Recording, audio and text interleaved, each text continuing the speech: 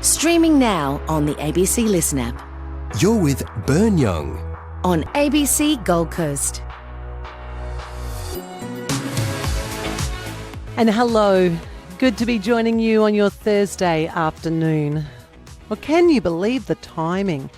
Just as Binna Burra Lodge officially opens some new buildings after those terrible fires back in 2019, along comes Alfred to once again hit some of their accommodation, and it's a bitter blow just before Easter as well.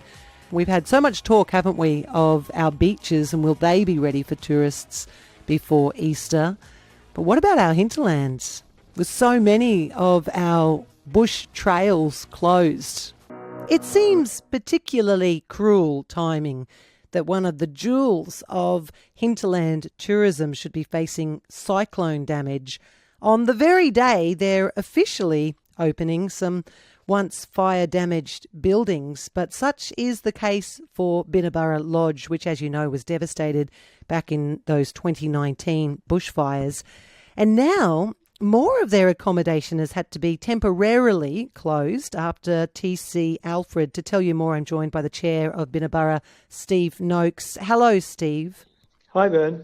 Tell me, what damage did you suffer up there at Binna Burra as those cyclonic winds and the rain hit the region?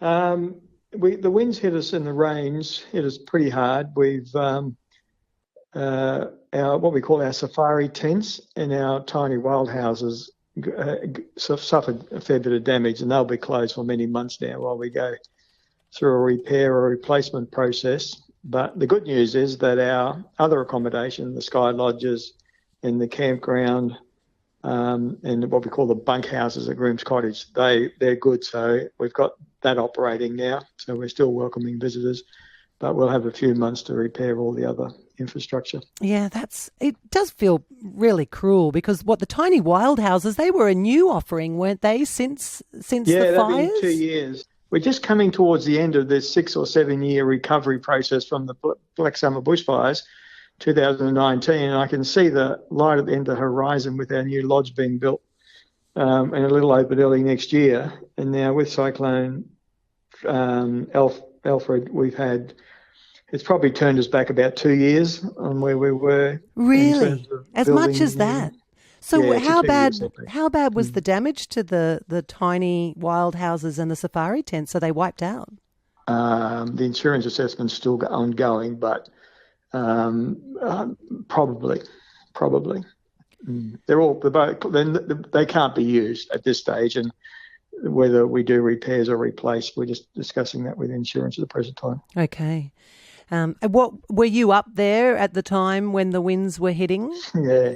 What was it like? My house is nearby, and we had like many others, we had 10 days without power, locked down at home and then up at the lodge. And fortunately, our tiny wild houses were rated something like 215 km/h wind. So the good news is that the anchoring worked very, very well. And the other good news is that we've got one of the tallest cranes erected in Australia currently up at where we're building a new lodge. And we're keeping a close eye on that as the winds come up, but the wind rating survived. So we're very happy that the construction of the new lodge can continue now. So the crane was actually okay, even though you've got a massive crane up there at the moment? Yeah, the crane. We were all very much had our eyes on that crane, how it was going to get through, but the builders have done a great job, and it was anchored well. And so thankfully, when things dried up a bit, they were able to get back, restart the construction of our new lodge to open next year. Yeah, so that's still on track, but now you're set back because of the damage to the safari tents and the tiny wild houses. Yeah.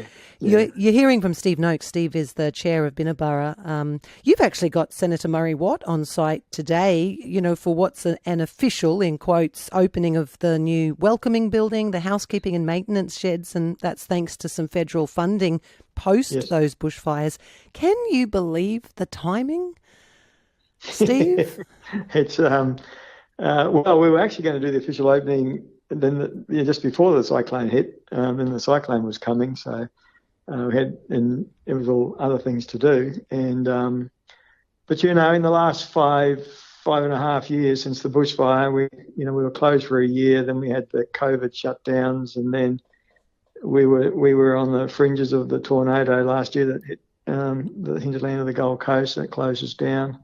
We closed down again this time. We've had 4 close downs, I think, in 90 years, and they've all occurred on my watch over the last 5 years.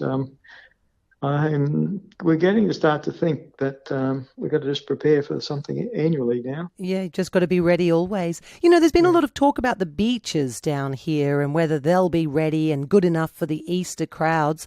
What discussions are happening about whether the hinterland attractions like yours need more attention too? That's a very good question. One of the big attractions in the hinterland areas of the Gold Coast, of course, is access to the national parks. In our case, we're on the Binna Burra side of the Lamington National Park. Most of the trails are still closed and will be for some time. And so Queensland Parks and Wildlife are working to try and bring the tracks back online. But if the national park's not open, the trails, and we have 14 trailheads at Binna Burra, if they're not open, we don't get business. So there's a few of them just been open, the shorter ones, but there's still a lot of work now to be done, not just in our part of the hinterland, but I guess all over the Scenic Rim and Gold Coast National Parks too. And are you get those tracks back open and so people can access the parks? And what would you say then to, say, Easter? Is that what you're looking forward to? Easter, from a business point of view? Yeah, from a business point of view. Will not be good for us because our accommodation supply, we've lost 19 safari tents in the 6 tiny wild houses. So that's a big chunk of our commercial accommodation out of action. So hopefully there'll be lots of people coming up on day trips, and if with our sky lodges, they're almost fully booked now, and then we've got the campground which will be almost fully booked. But if we get good weather and get some day trip visitation, that'll help us a lot. But we've got, like many other businesses, when you get impacted by a severe weather event, you've got some pretty severe cash flow matters to manage for many, many months. But we'll get through it. We're getting used to this. Yeah, you've done it before and you will do it again. Well, we are sorry to hear about this for Binna Burra Lodge. You're hearing from the chair, Steve Noakes, and as I said, just on the day that it's an official opening of buildings that had to be replaced after those bushfires in 2019. Thanks, Steve, for giving us this update, and best of luck in the weeks and months ahead. Thanks, Bern. Much appreciated. You're listening to ABC Gold Coast with Bern Young.